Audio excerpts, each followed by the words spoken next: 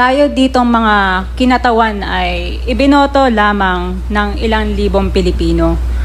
Ngunit ang kasama natin ngayon ang Pangulong Duterte, ang most voted Philippine leader ng 2016. At ang kanyang anak, Vice President Sara Duterte, ang most voted Philippine leader naman ngayong 2022. I would like to manifest na gusto ng sambayanang Pilipino ang pagdurog niya sa mga kriminal, durugista at NPA na terorista.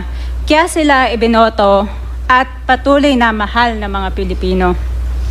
Kaya gusto natin ng patas na hearing. Sana sinama natin dito ang libo-libong mga magulang na ang mga anak ay biniktima ng mga durugista. Ang mga ordinaryong Pilipino na naglalakad galing trabaho, tapos sinaksak o